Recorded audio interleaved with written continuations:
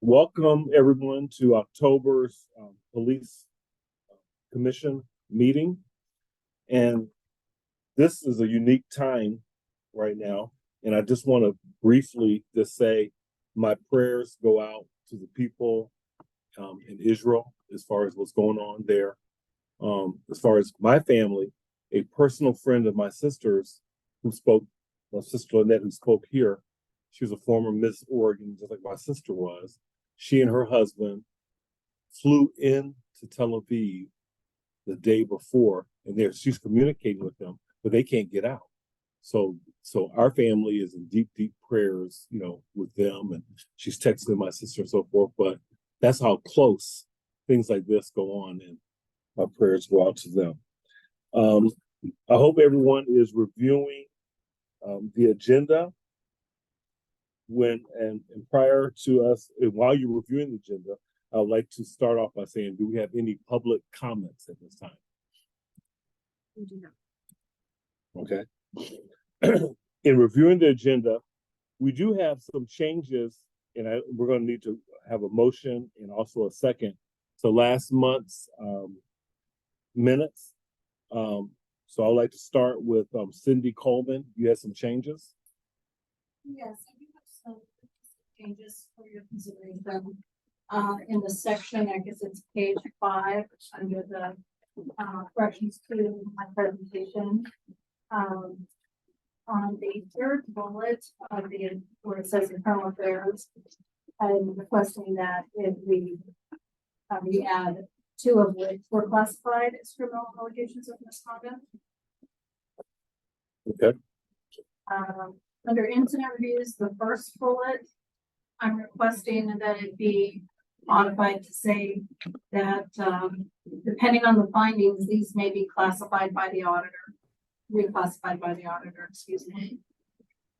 And in this next bullet under incident reviews, it should read there were 28 incident reviews.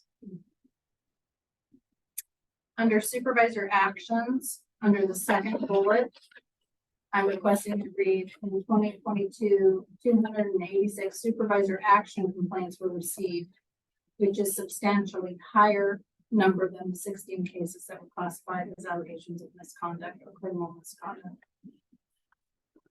Then in the last set of bullets, the first bullet should read the overall effective rate of show of force was 80%.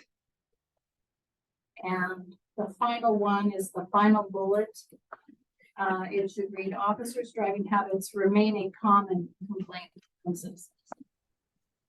Okay. Commissioner Shivers, you have some changes to last month's. Yes, I have 2 changes. One I already emailed and one I just noticed. The first change is a change to the my comments during commissioner comments. It's on page 2, and the change I would like to make is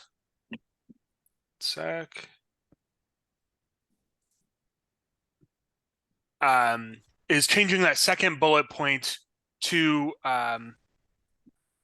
say that I commented on the inclusion of books at public events, stating that whether we intend to or not, inclusion of reading material constitutes a recommendation and must be agreed upon by the commission.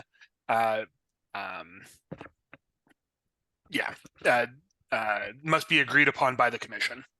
The second change is a little bit later to my next comment, which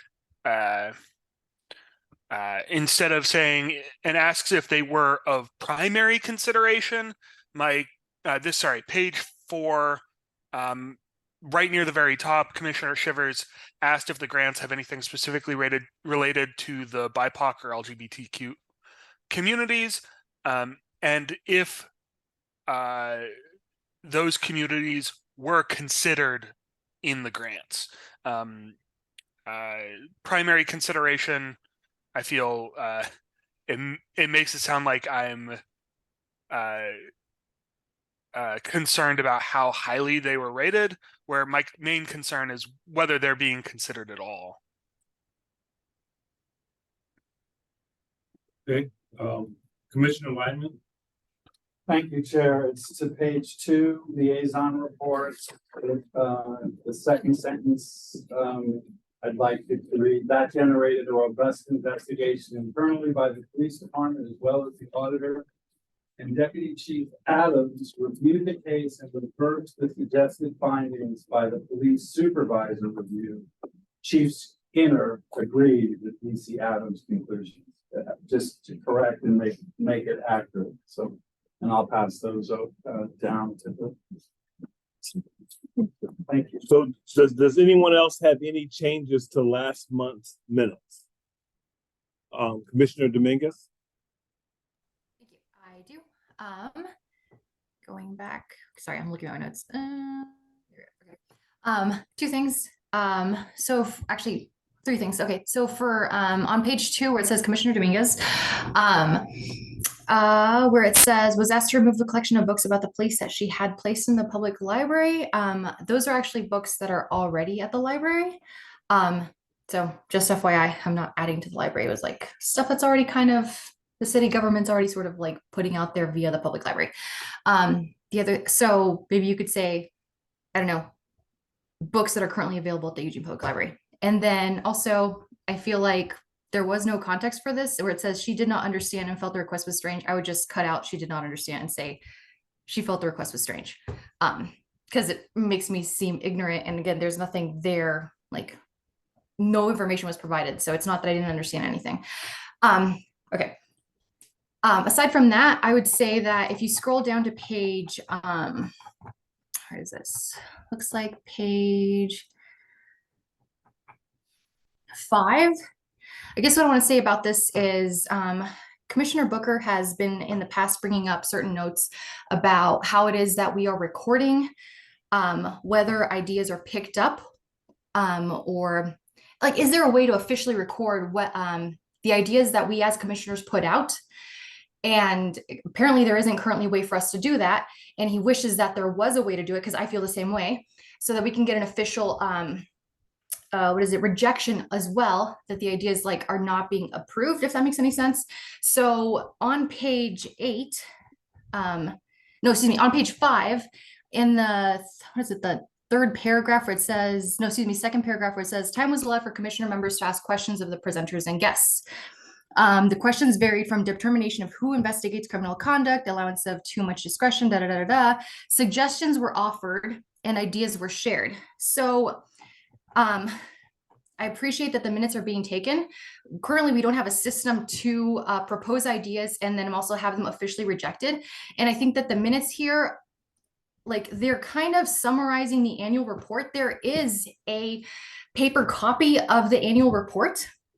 And I think it's kind of weird that, given that there's a paper copy of the annual report and then there's video of the presentation, like, we don't need to double up and have the minutes person report on the report. It would be nice if the minutes person was actually recording the ideas, which are new, which have no paper trail, the ideas that we are sharing, that we are offering.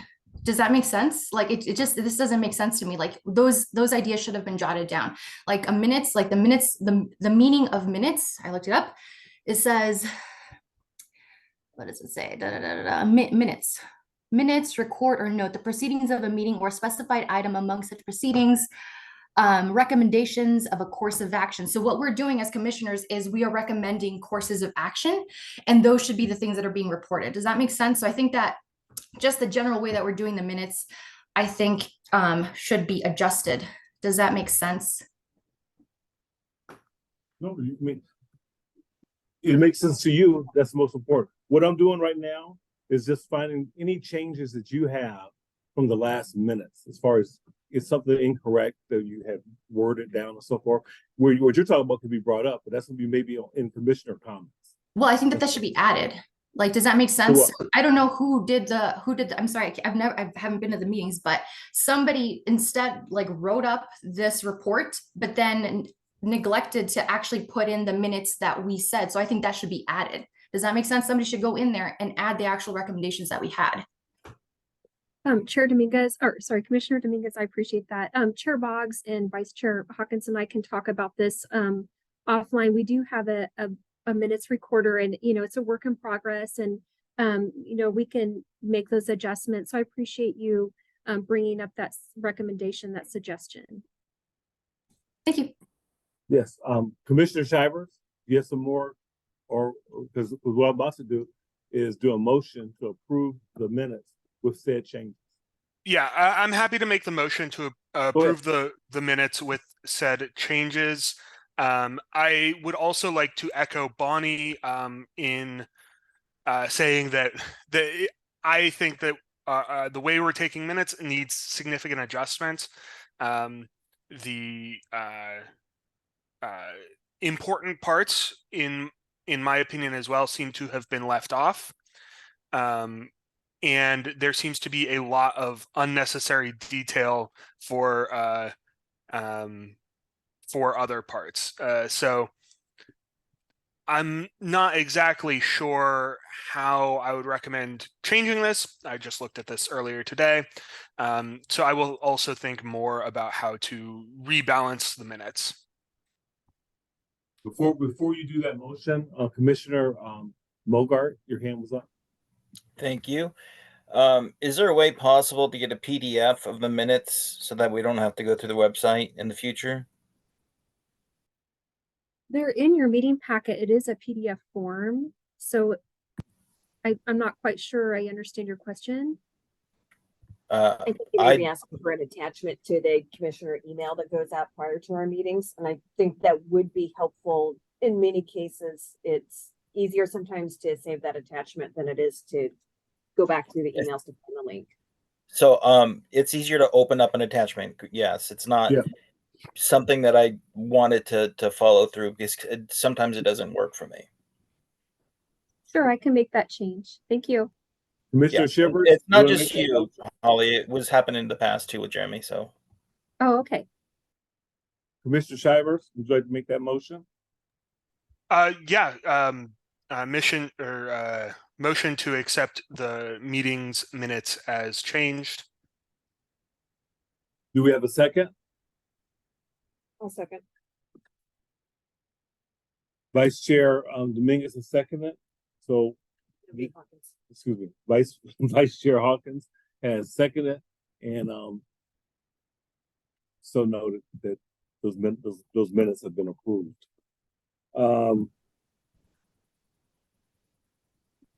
Next we're gonna get into. We should probably. Oh, yeah, we did this. Excuse me. Although, excuse me, Councilor Zelinka has a comment.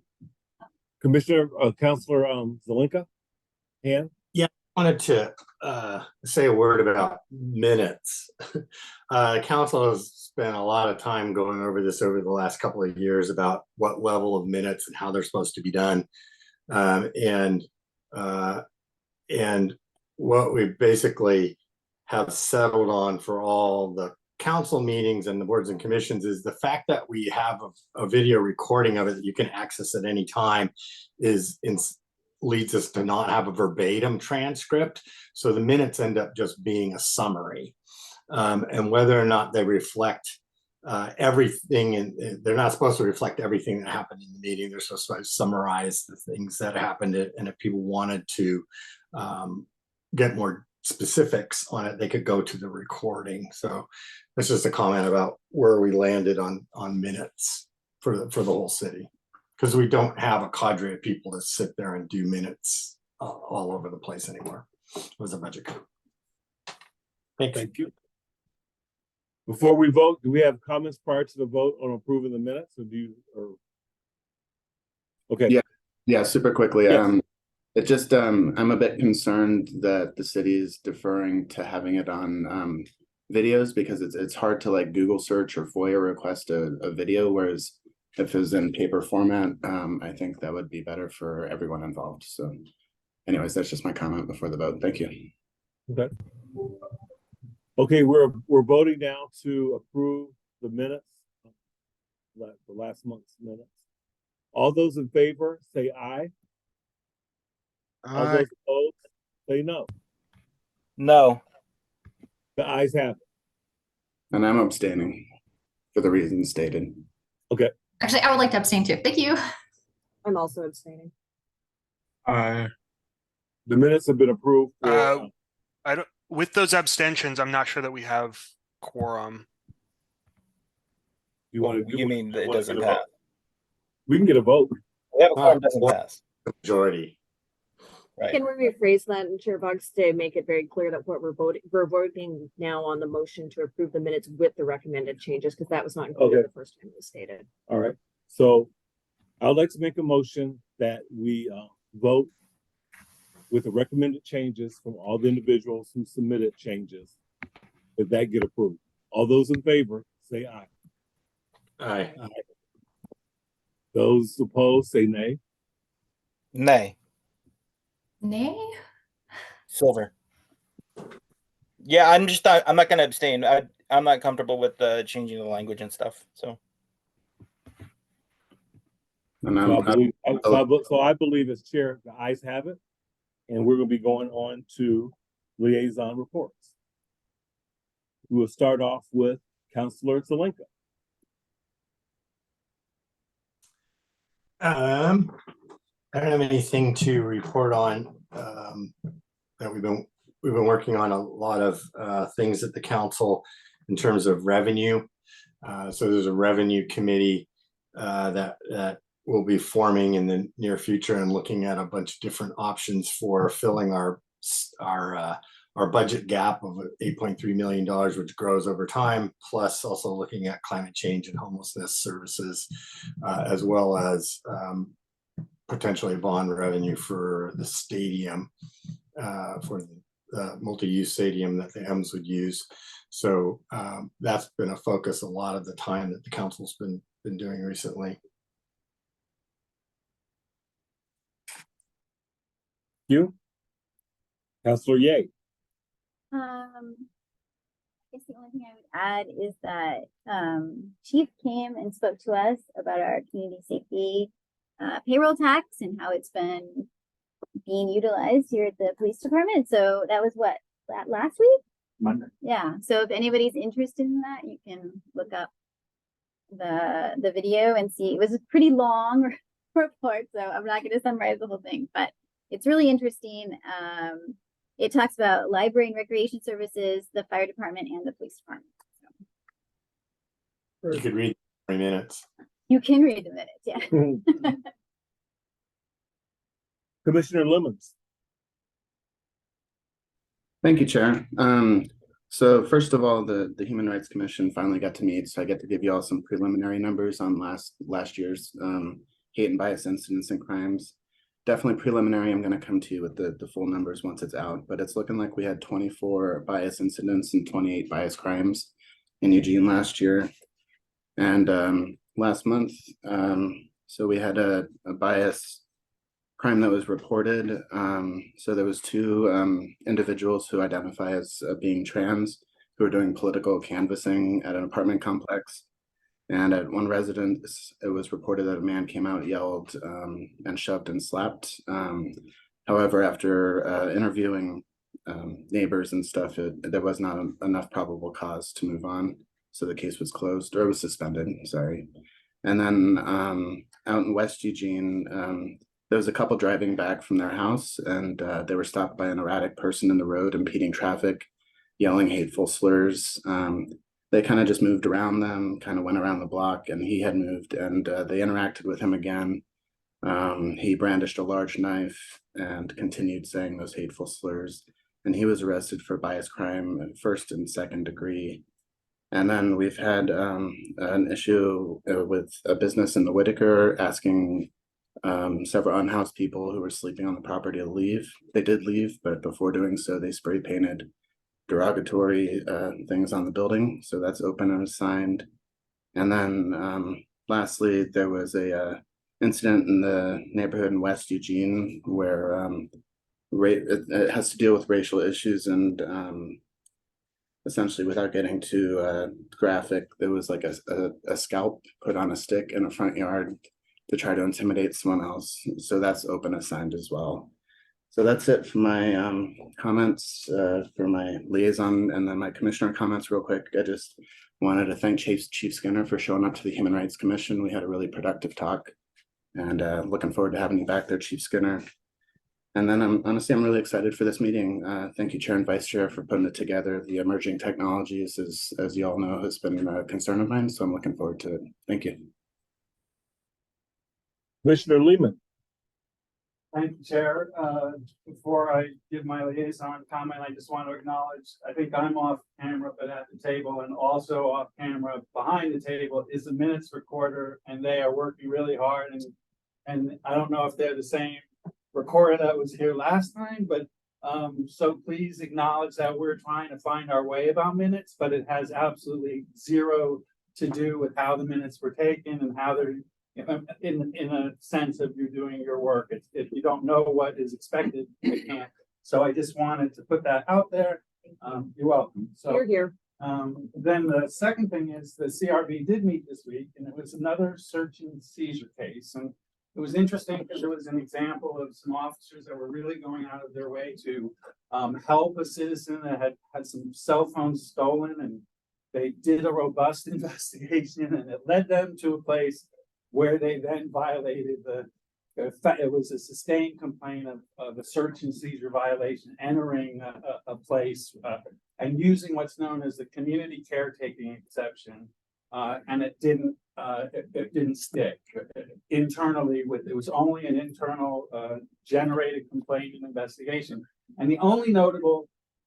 We noted that it's great that officers are doing going out of their way to help people that are victims, and unfortunately sometimes that would happen, and then what ends up happening is similar to in the complaint that CRB did last month with the search and seizure at the frat house. The supervisor review of the complaint that was internally generated resulted in finding that it was not a sustained complaint of a search and seizure violation. And then last month, Deputy Chief Adams reviewed and the chief and reversed that, and the chief agreed. And that's the minutes correction I made tonight. And then in this case, the same thing happened. The supervisor review did not find a sustained complaint, and then the captain and the chief did. And the only thing I'm reporting to us as a group that's notable about that is that at the lower patrol and perhaps the first line supervisor level, search and seizure is something that just needs to keep getting drilled. And Cindy said at our meeting, and I think she's correct, that the law is shifting and changing, and the city attorney does try to keep the department briefed on it, but they also represent search and seizure, a very small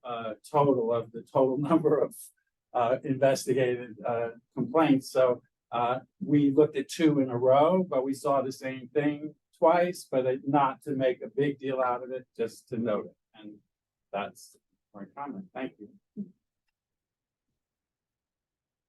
Oh, I'm sorry. One additional thing that there is a upward trend in police pursuits in the city of Eugene, or vehicle-related stuff, and the auditor is actually had noted that and is doing a report. And I just, on a personal note, want to say, like, that's, to me, that could be controversial in the sense that it's not a complaint about specific conduct, but if there is a category of conduct-related stuff that's happening and there's an increase and there's looking for an explanation, I think it's an appropriate thing that they're doing. And I think that we'll see at some point when we look at that, we'll see that report. So thank you, Chair. Thank you. I'm going to begin commissioner comments, but I would like to start off by welcoming Commissioner Parham, William Parham. Welcome to the committee. We look forward to hearing from you, and hopefully this is a commission that you can be active and without further ado, can you tell us a little bit about yourself and what made you get interested in the commission? Is your Yeah, volume on? so I come from, yeah, can y'all hear me? Yes.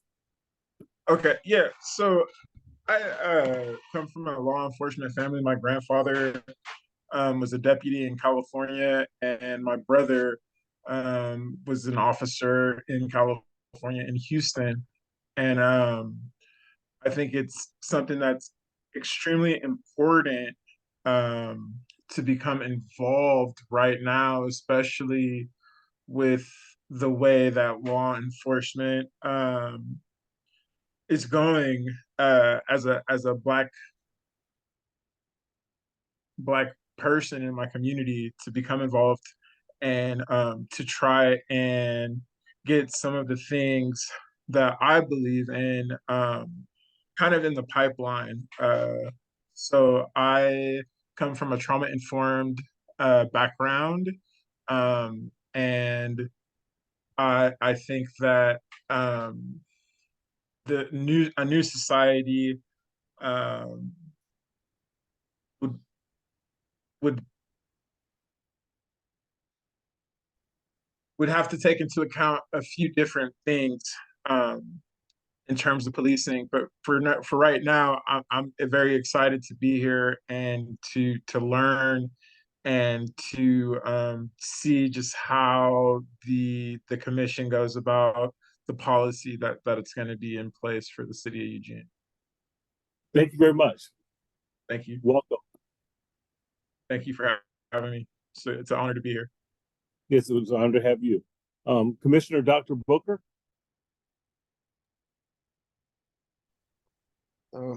Hello, just happy to be back. Welcome, Commissioner Parham. Nice to see you and meet you. Pretty sure we'll be getting to know more of you as time goes on. And I'm just happy to be back. So thank you. Thank you.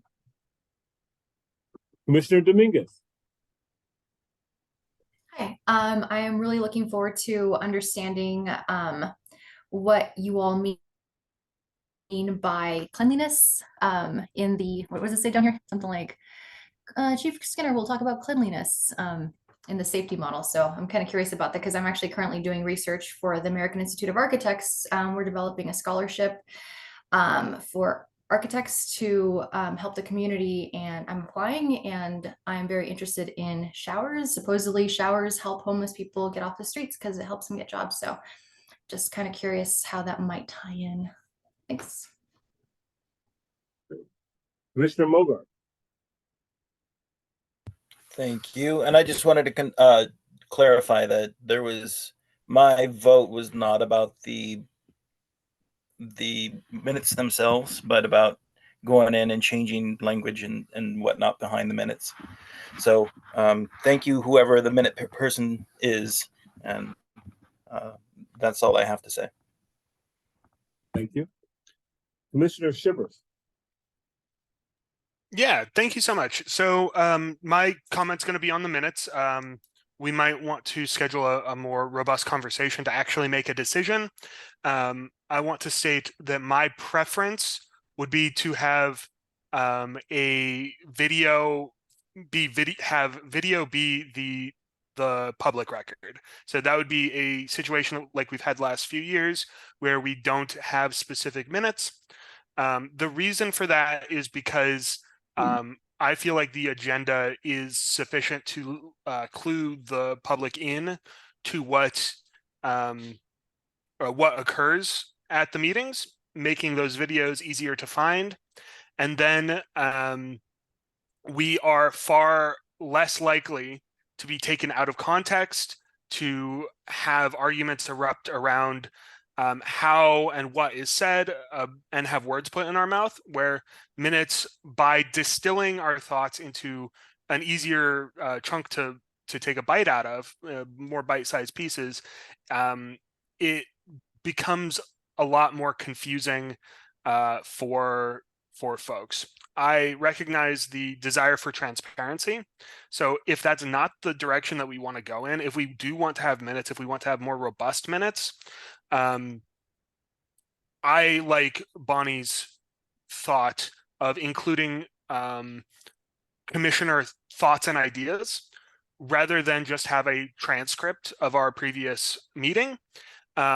Because if we want the comments, if we want the full comments, if we want that full context, we can still go to the video, but it would give us a document that folks could read, and it would give us a record that would be useful for developing future work plans and what have you. I think the other thing that needs to be included is anytime a decision is made, so motions or resolutions, whether they're formal motion, like whether they're formally like, we need to do this, or just a general agreement from the group. I think both of those are valuable to include in the minutes. But we don't need a transcript. My actual major critique of this set of minutes is that it's very long, which 5 pages doesn't seem that long, especially when you have Control F. But if our goal is to improve transparency, I feel like the robustness and completeness of these minutes, as good a job as that is, defeat the purpose of transparency. So those are my thoughts. I have no recommendation or no motion right now, but those are sort of the two paths that I see before us as in regards to the minutes. Thank you. Okay, Councilor Zelenka, you had your hand up. Yeah, just on that point. So minutes is a council policy. It's not an individual board or commission policy. And the council has spent a lot of time figuring out where they wanted to land on how much minutes and what they should look like.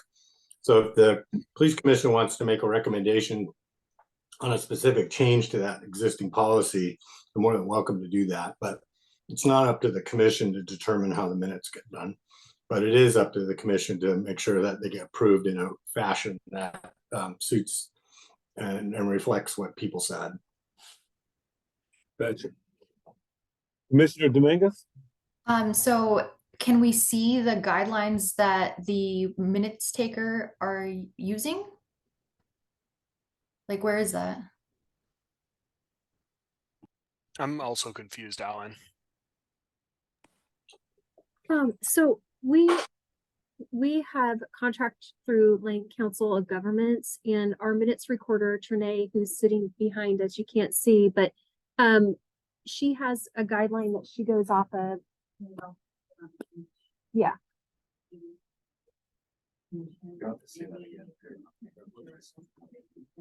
So it's up to you how you'd like to have them done. If you'd like it to be more concise, we can do that. If you want more like just bullet points, we can do that. However you'd like for them to be done, I can work with her to have that in the format that works well for you. It's a summary, it's not verbatim. I don't know if you can hear, she's talking in the background here. I'm not sure if you can hear that at home. Okay. We can't. So as we move on, this is not something we're going to be addressing, number one, in this meeting, but we can bring it up, for next meeting. We have appropriate time, and then we have appropriate feedback based off of not just winging it from here. It will be from research, talking to people, finding out stuff from the city council, finding out whatever. And then we have a specific time where we all agree upon, we all vote upon, and that's how it is. That's for minutes. We're not going to, because we could spend, and I know this council, we could spend the rest of this meeting talking about this subject matter, which we're not. So we're going to go on to our last. Can we just have that sent to us so we can review it? The guidelines Yeah. that I'm using? Thank Of you. course, no, but we need to get together before we even know what's going to be sent to us, because we're the one creating it for her. So you'll have a whole month to think of things that you recommend, and we'll hear it then. Just not now. That's it. Oh, great. But you will be sending it, right? Like somebody will send it to us, the guidelines. There is no guideline per se. It's up to us how we want the minutes to be done. And then upon us agreeing, then we Thank can all send that out to everyone. Yes. Okay, I understand. Thank you. As long as they're Commissioner Hawkins. You had your hand up, Councilor Zelinka. Yeah, as long as they're summary, and it's up to, the policy is that there should be summarized. Because we're not doing verbatim, because that's just too redundant and too expensive. And we have a recording of it. We want to see exactly what someone said. So what exactly does it mean to be a summary? That's the conversation. Thank you. Commissioner Hawkins on commissioner comments. First, my comment that I have, especially after listening to this very lively conversation, is that we do tend to get down into the nitty gritty of policy, but I wanted to make special mention of the instincts and the hearts with which our officers serve our community. And so, Chief, I would like you to pass on my personal appreciation to the officer who saved a human on the North Kinsey Bridge last week. I did notice that there were a couple of new policies attached to the email that was sent out by Holly. One of them regarding public safety cameras, and then the other one regarding volunteers and policing. Both of those seem like they could fit into our conversation this evening, so I'll look forward to the discussion that we get to have this evening. And that's my comments. Great. As far as my comments, a few people emailed me with concerns of on the police Facebook incident involving a young man. I think he might have been under 15 or something, and the question, the overall question was that appropriate, or is that common to have a person's face that's that young? And I didn't know the answer. I said I would find out and get back with them. So I mean, you know the one I'm talking about, was like a theft. I know exactly what you're talking about. So appropriate is a little bit of a delicate way to define, because what's appropriate to you may not be appropriate to me, and vice versa. It's certainly not illegal to do that. Okay. We try to take great care, and when we do that, and generally speaking, the only time we will do that is when we've exhausted all other means of trying to locate the suspect. And again, remember, this is a probable cause suspect for a violent felony crime, and so it is not common for us to do that, but certainly is a last strategy that we might employ to try and identify and apprehend what is a violent suspect that we have probable cause that we committed this crime and subsequently needed to arrest. So, and if you've noticed, I split the baby after hearing some of the criticism. I split this up. I pulled his picture down, but needed to leave his descriptors on and his name on, in an attempt to try and apprehend him. Gotcha. Yeah, so that's it. I can yeah, it is. They were asking me, is that illegal? Well, it is legal. Next, we have law enforcement, mental health, and wellness subcommittee update. The update is that we don't have an update right now, other than the fact that we are establishing a meeting cadence and are just waiting on some last minute information from the city of Eugene. And just so everyone here knows, who is on your committee? We have Dr. Booker and Commissioner Lemons and Commissioner Parham, as well as myself. Thank you, and thank you guys very, very much for doing this. And I know y'all have some early morning times of meetings, so forth, and we all look forward to your work. Thank you. Your hand is up, Councilor Zelinka. Okay. And management. All right. Next on our agenda, we have the Chief's report. Thank you, Chair Boggs. I am going to be brief tonight because the rest of your agenda is full of me. The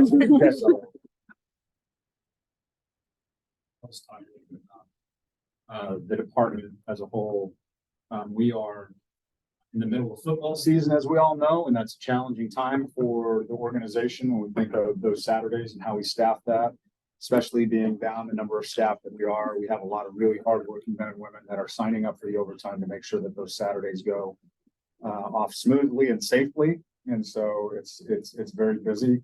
I'd be remiss if I didn't also note that our dispatch center is working very hard right now. We are allocated 42 FTE in dispatch. For dispatchers, we are down to 27 dispatchers right now, for just a variety of reasons. And so we have a lot of people working overtime. And so for anybody that's watching this, being a little bit gentle and kind to our dispatchers would be really good, because they're working a lot of hours and trying to do the very best job they can. I just approved 7 backgrounds yesterday to go to psychological. Well, actually, they're going to go to a chief's interview first, and then if after I meet them and talk to them, they'd move to psych and medical to be hired. So we'll hopefully be hiring 7 new officers here shortly.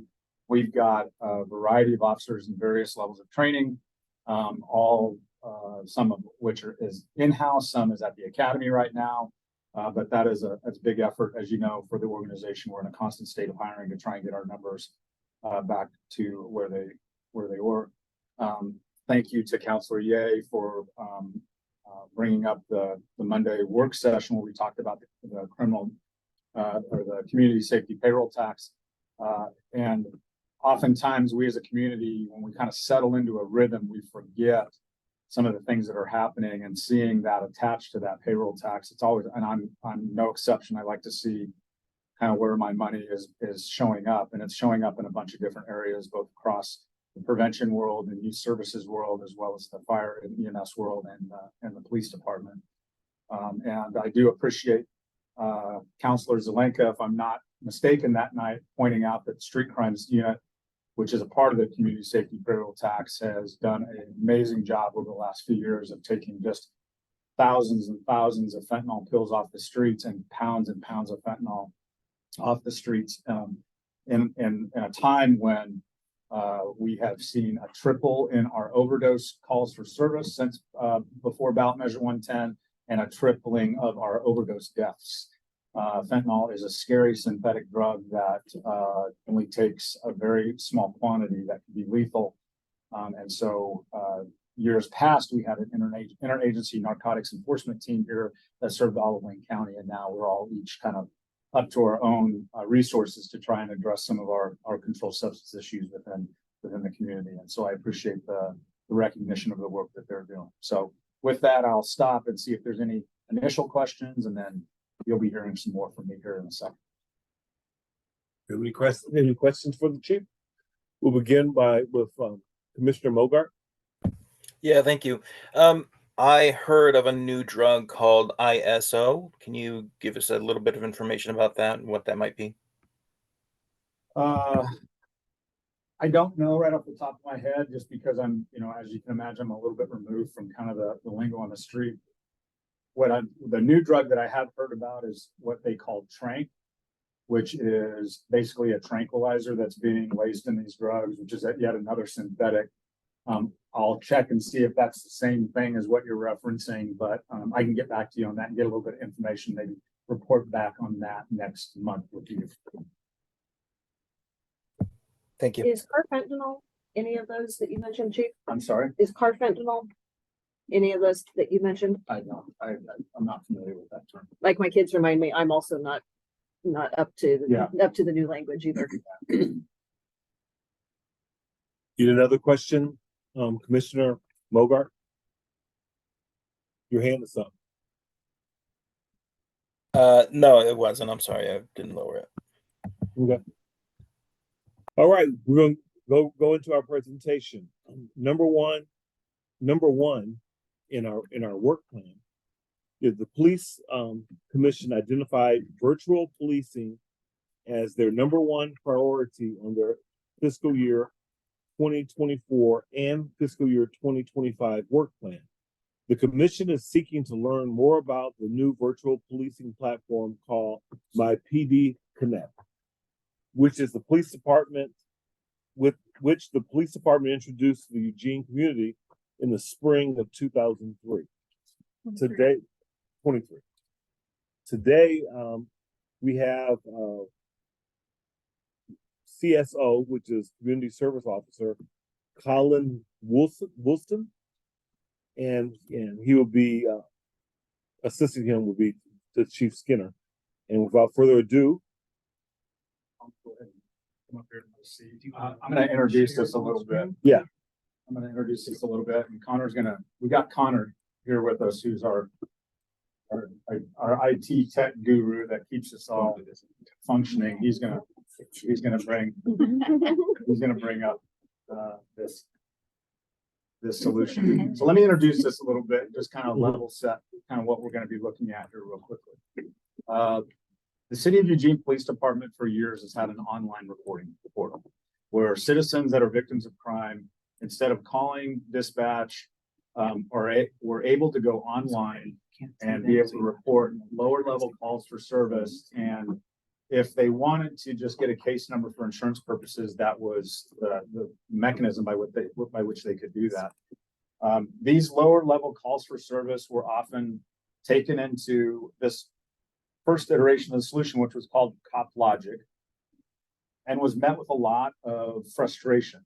The solution was not a mobile first solution. You pretty much needed a desktop or a laptop to even navigate it. If you took too long, it would time out and you'd lose all your information. You couldn't upload certain files that help support you being a victim of a crime. And then at the end of this, you would submit this report, and then it would kind of go into the system, and you would just kind of wait to hear from an officer or a CSO. And our CSOs are the ones that are mostly handling these calls for service, because there's no suspect interaction. They're very skilled at the basic investigations, and we have the resources to be able to do that. Recently, within the last year and a half, I kind of and honestly I was at my wit's end with how archaic and problematic this was for our community. Complaints were coming in, and I knew that we needed to do something different. I knew that the community wanted online reporting. They wanted something different that was more user-friendly and customer-focused or victim-focused. So what I decided to do is, instead of doing what we always tend to do in law enforcement, which is call another public safety company and say, can you build me a solution that's better customer service? I decided to find a developer that actually understands what customer service looks and feels like, and asked if he could build me a public safety solution. So I reverse engineered this to have the victim in mind, or at least the consumer in mind, as much as we can. It's been an iterative process. We continue to make improvements as we get feedback, because one of the really nice things at the end of all of this, when you submit a report, is you get pushed a customer survey, and you're able to offer suggestions about how it went, ease of use, what you do differently, and we've been making those changes ever since. The cornerstone of this solution, so it does somewhat what the other one did. First of all, it's mobile first, so everybody can access it. Anybody that has a mobile device can access it, whether it's a phone, a tablet, laptop, desktop. So we're accessing more people because it's mobile first. The second thing I would point out is that we've tried to incorporate languages so people can feel like it's more inclusive with the language that they're more comfortable with. The other piece of this solution that's really important is the ability to upload I'm kind of stealing on your thunder. Photos and video to support your case, and without taking all of Colin's time, the piece that was really important to me to build into a solution, and this really came out of a telehealth visit I had during the pandemic, when I met with a doctor online, and she was able to talk to me and diagnose what I needed, call in a prescription, the whole thing. I remember after that experience thinking to myself, why can't we do this with police officers? Why do we have to take this really expensive resource that people are always waiting for, that never get there quick enough? Why don't we create a virtual way to connect with our organization if you're a victim of crime? So the virtual option is just very simply the ability for a victim to have a drop-down menu with a calendar with available times and schedule themselves, just like you would schedule a doctor's appointment, a visit with a CSO. And then now you know when you're going to have that conversation instead of sitting at home and just waiting. Customer satisfaction has gone through the roof. The number of reports we have is through the roof compared to what the other solution. And so I'm really excited about us being creative and innovative in the space, and being able to offer this to the community, who seem to be doing a really robust job of taking advantage of it. So with that, Colin, why don't you talk a little bit about the CSO's role in that, kind of what you see on your end, and kind of some of the conversations you're having with people and the feedback you've been getting. Oh, sorry to interrupt you, but folks at home, can you see the screen? Okay, you can see my PD Connect? Yes. Okay, thank you. Sorry Yes. to- So I'm gonna start just piggybacking on a couple of things. I'm Colin Woolston. I'm a community service officer. I've been with EPD for just shy of 5 years. I want to talk a little bit about the CSO unit and who is interacting with these reports and why. If you're not familiar, community service officers are civilian, unarmed officers. We're professionally trained in investigations, forensic investigations, and all the necessary components to be a professional officer, but we don't carry any weapon systems. And we don't respond to calls where those weapon systems might be required. So we respond to cold burglaries, any property crimes investigations where a suspect is not present, and we handle all of these desk reports. To talk about volume just for a moment, we typically see 30 to 40 online reports per day, an additional 20 phone reports per day, and that doesn't even include all the calls that we respond to in a given day. So with that said, a brief overview of who is interacting with the public in this space. When we identified the accessibility issues that we had with the old system and implemented the new system, we created this space where we can have take the initial reports from people. We can get the information into the system and into the crime tracking system, and then also have a space for the community to connect with an officer that has handled their case or is at least familiar with their case and answer any additional questions they have and give a personal touch to it.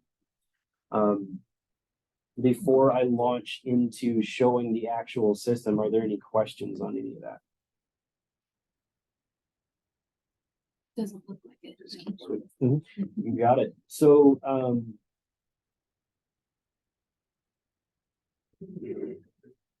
It's in the top right, but there it is. it's just a little.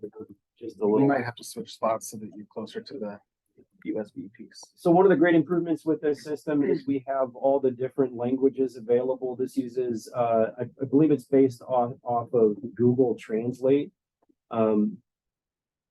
We haven't run into too many bugs with this, but we have found that we are getting, so what happens is someone can select their language, file their report in their language, and automatically translates it into English for us. And then when we respond, can translate back. An excellent accessibility tool.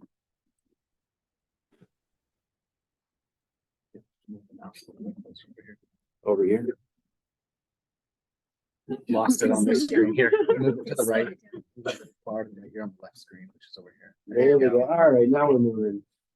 So we are going to be in English. So this is what the page looks like when you land on it. Any kind of reporting that we can take over the online reporting system. Typically property crimes, there is a space for an anonymous tip line. We get quite a good amount of drug information and crime information through there.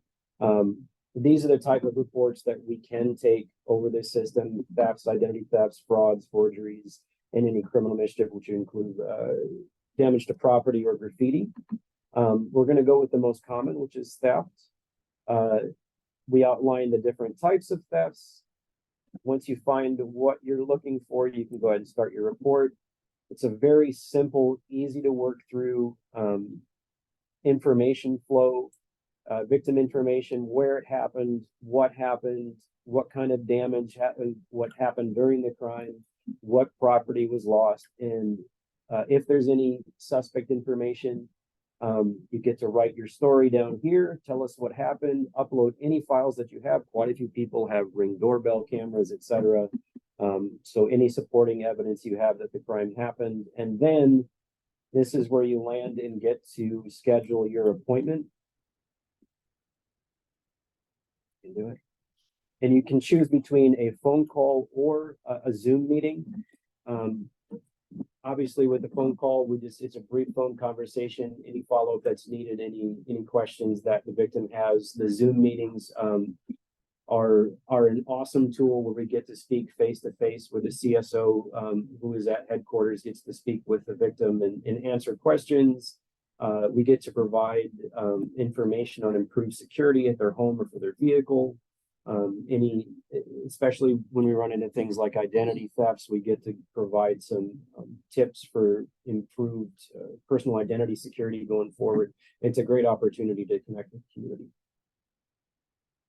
And that's it. It's a very simple process of entering your information. You submit your report, you make your appointment. That gets received by a CSO. Right now, we have a turnaround time of 24 hours for when a report is completed and in the system, barring any follow-up that's needed. If there is, we send it right back. They get a notification via text as well as email. Hey, we need some more information. This is what we need, or we can get that in our meeting. So it's a great back and forth. It's a great avenue of communication. Connor, can you show the back end of this at all? Can you show the heat mapping? You have access to heat map? I do. Because I don't. I'm sure you know yours off the top of your head. So one of the things that was important when we built this is to be able to say, where's crime occurring in a real time. As people report the crime, we want to know kind of where it's happening. And so one of the nice advantages to this on the back end, which is that's the front end, that's the public facing side that you as a citizen or victim of a crime would be able to navigate. And as you can see, it was very easy to navigate. I almost wish we had a before and after experience, because if we were in the Cop Logic portal to do this, there would be a stark difference on the back end. There's really good and important information for us, and our ability to have some dashboards and heat maps to see where crime is occurring. It helps us with resource management, helps us identify kind of where maybe we need to, if we have a concentration, for instance, if we get a bunch of people that are calling in car prowls and they're putting in their information and their addresses, it's important for us to know, because we wouldn't normally just understand that if it's clustered in one area, then that's really important for us to know as an organization, that we have an area that's really getting hit with car prowls. And then we're able to send that information to our property crimes detectives, because it may be a piece of a broader puzzle that they're working on, or it may just mean we need to be more in tune with what's happening and where we need to put resources, or maybe oftentimes if it's a business, they'll be asking for one of the Guardian trailers. Really good example of that just in my email today was Steve Hirons from Hirons, stores that they have. They if you've ever been in one of their stores, there's lots of options to shoplift in there. Mm-hmm. And he gets hit pretty hard, and he asked for a Guardian trailer. We're able to do those types of things and deploy Guardian trailers if we need to do that for a business that would like us to do that. So I just wanted to show kind of the back end of some of the stuff that we're trying to do. And like I said, this is an iterative process. As we see things that need to be improved or enhancements that we need to make, as we learn, the developer is very responsive and he's able to do this. He's a local Eugene business person that does it. And he is, as you can imagine, getting a lot of attention as a result of what he's doing in Eugene. He has had engagements for this same solution in Springfield, Cottage Grove, Junction City. I think all of those three agencies are getting ready to sign. He recently was up in Gresham and the Portland metro area. Sacramento, California has reached out, as well as Midland, Texas. And interestingly enough, the bigger agencies I just mentioned, all of them are currently on Cop Logic right now and can't wait to do something different. They're experiencing the same things we are. And so the developer has been able to offer them a different opportunity. And so it's exciting that we're able to be on the ground level with a local business person doing something that really brings some value to public safety in different communities from around the country. So I'd like to touch on just briefly, one thing you asked for was the kind of feedback that we're getting, the conversations that we're having. And you can't make everybody happy, but by and large, the vast majority of the feedback that I get when I'm talking to the public is very positive. The conversations that I get to have with people during these meetings is wonderful to be able to give a personal touch to the community instead of that cold and dry, take the report and move on. most people, when they experience something like getting their vehicle broken into, it's a really big deal.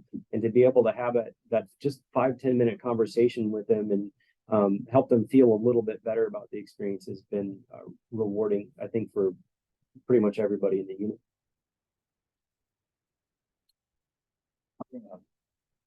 We can fill that down so that we can see people and we can just open it up for questions. Sure. Thanks. Yeah. The address mail, okay? Question as a consumer here, since mailed is federal.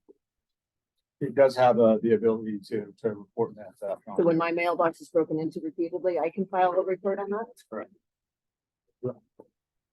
Mr. Dominguez. Hello.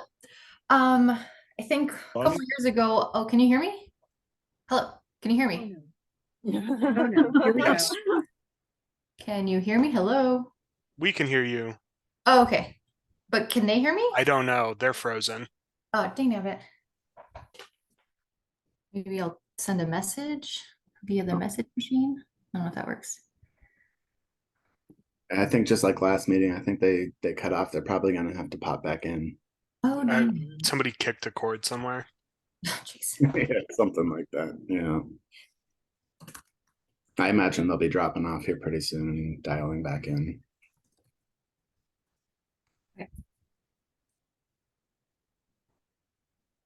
Oh, Sean Shivers is the host now. I see that. You got host privileges. All the power I ever wanted. Power corrupts. Absolute power corrupts. Watch out there. It's No just matter back to what the he days. says. Sorry, Bonnie. Oh, no, go ahead. It's just back to the days when I was chair and I hosted all the meetings. What'd you say, Bonnie? Oh no, actually, now that you're saying that, remember how you never you used to say that you felt like as a chair you had to like kind of reserve yourself more. And I feel like you don't have to, but so I don't really think it corrupted you. You were like, I have to be reserved. I want to make sure that I'm representing the commission rather than just myself. That's really great. What I'm saying is just like you did have the power and you actually kind of toned yourself down, which is interesting. So Welcome back, everybody. Welcome back, everybody. We have Commissioner Dominguez with the question. yes. Okay. So a couple years ago, I was talking about domestic violence, and I still don't really see a way for domestic violence people to report yet. But now maybe that you're developing the system, you could actually incorporate that. I did see that it wasn't included. I looked up like how to report domestic violence in Eugene, and it takes you to the like the violent crimes section, but then the violent crimes section just directs you to one phone number. And I guess what I'm getting at is that that's not always the best way for people to report. And I think it would be great since your system allows for people to upload images. It'd be great for people to be able to like record what was happening to them and upload it and kind of like start to kind of create a record that they can later use in court. And then another thing that I noticed on your website is that it requires an address for some of the things. So say somebody doesn't necessarily want to be anonymous, but they do want to report. When I was I was some kind of a, what are they called? On jury duty, like I forgot, grand jury, we were taking in cases, and a lot of the cases, they were women and that had been suffering domestic abuse, but like they lived in their car, so there is no address. So if they want to report these things and like they're going to the police, you're not really allowing them to report their information. But again, it doesn't really seem there isn't any other way to report domestic violence. So I would think that would be a great way or a good thing to add. Please consider it. Thank you. Yeah, And so also let the way that we me do things speak now. to that real quick. We're actually taking a look right now I'm actually taking a look with my strategic initiatives manager at a program out of the UK that has had great success with their domestic violence response, providing an alternative way to report that maybe is not a crime in progress. Because the crimes in progress need to go to 911. That wouldn't go to online. That would go to 911. Sure. But oftentimes victims of domestic violence don't immediately report. Exactly. And you're right, Bonnie. There is some opportunity to grow a couple of different ways that people have the ability to report those things so that we can know about them. So we're actually, it's funny that you say that because I actually just started looking at this program out of the UK this last week. So more to come on that. You're just ahead of, you're just a little ahead of me. Okay, sorry, so you're not trying to incorporate it into your program, you're trying to use somebody else's system? No, I'm trying to see how other people have approached reporting of domestic violence. I want to be thoughtful instead of just lumping it into the system, expecting that to meet the needs. I want to make sure that I'm looking at other evidence-based solutions to see what's working in other areas. And then if it fits in this particular system to be able to come onto my PD Connect and have that as an option, then we will build that in the system. But it's too early for me to just assume that it's going to be a good fit for that. Okay, gotcha. Thank you. Commissioner Shivers. Yeah, thank you, Chief. Hearing about domestic violence being incorporated in this system, my first thought was, so the police call back and then things get worse at home. So I was very concerned about that. So thank you that you're taking that diligent step. My only question here is we've got a bunch of languages, which I really love to see. I don't see Vietnamese or a request for other languages. I would love to see a button there that I don't think it's going to be serving the largest number of people. So I understand why it's not, initiated right out the gate. But the number of Vietnamese speakers here is higher than the number of French and German speakers. So just some more thoughts on language would be lovely. It's a good point. Happy to take that note. Commissioner Lemon. Thank you, Chair, and thank you, Chief, for updating us. And I do apologize in advance because we talked about this at the Human Rights Commission a little bit. So I've had a couple more thoughts, but I thought it was important for me to bring the comments from the Human Rights Commission to this body as well. So I have 3 comments and 2 questions. When we're talking about this virtual policing option, when you're rolling it out, please consider that not everyone has access to internet or devices.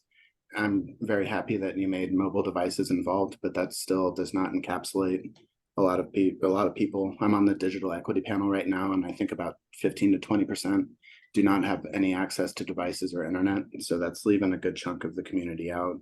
And also when it comes to people with disabilities, if you can just put in some tutorials about digital literacy and how to maneuver this, I would suggest in writing, in YouTube video, and in listening sessions and tutorials. That way it's the most accessible to our community. And then a thought that came to me after you came to the Human Rights Commission was the capacity of a victim to report on the online system when they're dealing with the trauma of what they just went through. So that I see that as a potential concern, just something for you to think about, because I do trust your judgment. And then 2 questions. One I asked you at the Human Rights Commission. The next one, Commissioner Shivers already touched on, but have you figured out what metadata collection is being stored when people are using the site? And what also, and on that point, what happens to the data that people submit to the EPD? Is that like FOIA requestable? Like how private or how public is this? So I guess that's a 2-part question: the metadata plus what happens to the data that's submitted. Yeah, the only data, Connor, you might be able to help me with this on the metadata. I talked to Nick about this, and I'm trying to remember what he said. The only data that they're storing is the location and the type of device you used. So there's some data collection that happens in the back end that helps inform from an accessibility and marketing perspective. It informs on what types of devices are mostly being used, so that we can kind of be thoughtful about upgrades or any enhancements that we do. And of course, location data, not necessarily IP addresses, but location is a central. Anytime you're reporting crime, location is a big part of what needs to be put into the records management system, because that's what maps where the crime occurred. And so that data is stored, but I don't know of any other, like you covered it, metadata that beyond that is happening. I forget what the second part of your question was, Scott. Oh, so the second part was what happens to the information or data that people No, that's a good question. So this is just like any other police report we take. It is subject to public records law. There certainly could be things on there that would be redacted as per the law states. Or if it's an active investigation or an active prosecution, there may be a time where that record is not made available. But everything that goes into this system is a public record and is available through a public records request. Great, thank you. And I guess to clarify on point or part one of that question is, so you said that location is recorded. First of all, I kind of see that as it may be a barrier. It would be certainly to someone like me to use my cell phone and report something like that. Is EPD keeping that, or is that the software developer? No, when I say location, my understanding is it's not the location of where the device accesses the situation of the solution. It's not like a GPS location of your cell phone that just accessed my PD Connect. There's not that that's not the metadata that's being collected. The location in which the crime occurred and those types of things that's the important piece for us. But to my knowledge, we're not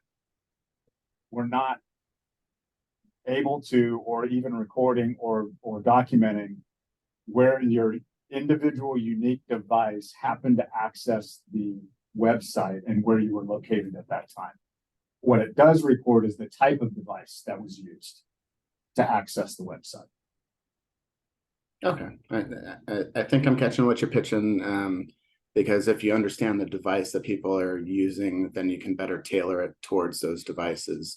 But you're not capturing like personal identifiable and like indicators that something went around. Okay, so that's gonna I think really improve the use of this site. So thank you for that clarification. And the second question, actually, it's gonna just turn into a second comment on Commissioner Shivers. Since we're using just Google Translate for that, I don't know why we just don't have all languages on there. So that's it. But thank you so much, Chief Skinner. You bet. Great. Do we have any more questions? Or are we moving on to our next subject matter? All right, we're moving on. Number 3 on our work plan was downtown safety. Thanks, you guys. And thank you very much, CSO. Thanks for the, I took a couple of notes, you guys, around languages and the video tutorial. Commissioner Lemons, last time, I'm just gonna kind of put a bow on this last conversation. We are thinking about what our landing page is gonna look like, and it's likely gonna have a video of me talking about welcoming people to the page and talking about the solution like I do, and then having, as I talk through it, the ability to kind of show that tutorial. So that's good stuff, and we're gonna build that into it. So thank you for those comments. Let's talk about downtown safety a little bit, and I'm sure there'll be some questions around downtown safety. One of the things that happened in this last budget cycle, which was a really difficult budget cycle, because we were asked to build a budget for this city that extracted $15 million, $20 million out of this budget. And part of that discussion, when we were eliminating some of the things in the budget were what are the really important things we need to make sure that we are sustaining or stabilizing in this budget. And the downtown was one of those areas that we felt like was really important. Whether you know it or not, it's interesting that in the state of Oregon, where most, if not all of our general fund dollars come from property taxes, the downtown core is the highest paying property tax district in the city. It's where the revenue, the lion's share of the revenue will come from is in that geographic area. And it's the economic engine of our city. And so we have to do some things to make sure that our downtown is welcoming and vibrant and safe and clean, and activated. And so we came up with those three descriptors for what we were trying to do in this next budget cycle. And we're in it now, the 23-25 biennium. And it's safe, clean, and activated. And all three of those occur in different parts of our budget and in different departments. It's probably not a shock that the safe part or the safety part is in EPD, in cooperation and partnership with others. The cleanliness part is in mostly public works and engineering, because the public works people are the ones that do a lot of the cleanup downtown. If you've been downtown and seen the little street sweepers or seen people pressure washing the sidewalks, or even watering the flower beds, all of that is coming out of the public works area. And then the activation piece is really about our partners at Library, Recreation, Cultural Services, and that is, how do we activate downtown with really good, positive activities? And those folks are really good at doing those types of things. And we recognize that you can activate and program downtown, but people are not going to come if they don't feel like they're safe, and they don't feel like it's a clean environment to go into. So as it pertains to downtown safety, one of the new positions that was added in the budget, and it was allocated from somewhere else in the budget to be able to do this, so it's not a true add, it was a reallocation, was the concept of having a downtown, what we call our downtown incident commander, somebody that can take a look at the issues that we're seeing downtown, have the ability to reach across the city, break down the silos, and access the resources that we need in the downtown core to be able to do those things. We certainly have the downtown station that's there at Olive. I'm going to guess it's 942 Olive. Oh, 960 Olive. 960 Olive. As you know, Sergeant Julie Smith was down there forever and can speak to this better than I can about the evolution of downtown and what she's seen. But we have the public safety team down there. I'd be remiss if I didn't point out that the public safety or the community safety payroll tax pays for about half of that team. So it's a really important piece of that payroll tax, is being able to do that. But they're downtown with a sergeant and officers that are trying to cover the safety needs downtown. Our downtown incident commander is embedded with that team and has the ability to be able to be a part of the conversations that are happening with the public safety team and the challenges that they're seeing and some of the areas and the problem areas that they're seeing downtown, understand the nuances of the ordinances downtown that exist to try and keep the downtown safe and accessible for everybody, and also recognize areas that are struggling with cleanliness when it comes to a variety of different things that need to be cleaned up, everything from simple trash all the way to hazmat needing to come in and clean up human waste in the downtown core. And then lastly is the activation piece, which is with our folks at LRCS. One complementary piece that I'll talk about in the downtown core that I'm really excited about is, and you've heard me talk about it, is a co-responder model downtown. For the first time ever, we're going to have a behavioral health specialist, a qualified mental health professional embedded in the downtown team that will co-respond to certain incidents of situations that are not necessarily criminal in nature, but certainly feel scary for people because somebody is suffering from a mental or behavioral crisis in the downtown core. We see, I'm going to use a rough number and Julie can correct me, about there's kind of the same, we call them the friendly faces downtown. The same 10, 15, 20 people have a tendency to show up a lot downtown that are suffering from mental illness and behavioral health issues. And if we can, instead of just responding with officers, we actually respond with a QMHP to go down and get to know those folks and bring the services into that downtown core that the county has access to and get them on a kind of an off-ramp to wellness. What we believe to happen is that as they get in a better space, they won't be engaged in the same type of behavior downtown, which can feel scary for people. So that's a piece of that. The last thing I'll say about that is the county has got the paperwork for the MOU. We're ready to sign there. I think they're ready to sign. They'll be recruiting for that person this fall. We're hoping to have that program up and running before Christmas time. And we're really excited about the work that group's going to do with our downtown team. We recently, within the last 2 weeks, were awarded a grant that we wrote for this exact work that will take us into 25 and 26. So we're excited about the ability to stabilize that. It's enough money for a second QMHP downtown and a peer support specialist who is a person that has lived experience that can really connect with these people that we see downtown. And so that'll allow, because of the way the system is set up, a QMHP can't respond by themselves, but they can respond with a peer support specialist. So there may be some of those calls for service that we don't even go to at all, and that we send the right people to, and they can do it, and they can back away if they feel like it's dangerous. But it would be my choice to not have a uniform at all respond to some of these issues that we're seeing downtown, unless there's a safety component associated with that. So we're trying to be thoughtful about that as well. We've also enlisted the work of some volunteers downtown. I went to the Human Rights Commission this last month and talked at length about what we fondly call our yellow jackets, because it started in kind of the spring and they were wearing jackets, they're yellow shirts during the summer. But it's our volunteers in policing program. Really, the easiest way to describe this is it's like, no offense to our volunteers, but we have a certain demographic that has a tendency to want to volunteer with us. It's like having your grandma and grandpa walking around downtown, reminding individuals of the types of behaviors that are acceptable. They're asking people in some cases to move if they need to because of accessibility issues on the sidewalk. But the majority of the contacts they have are with business owners and visitors downtown. Very few opportunities or very few instances where they're actually having tough conversations or admonishing anybody. And there's only been 2 or 3 incidents where they've had to call the downtown team in because something has been unsafe. And those incidents were more around things being thrown at the volunteers or the volunteers witnessing an assault that was occurring between 2 individuals. And so the majority of the contacts are very, very positive.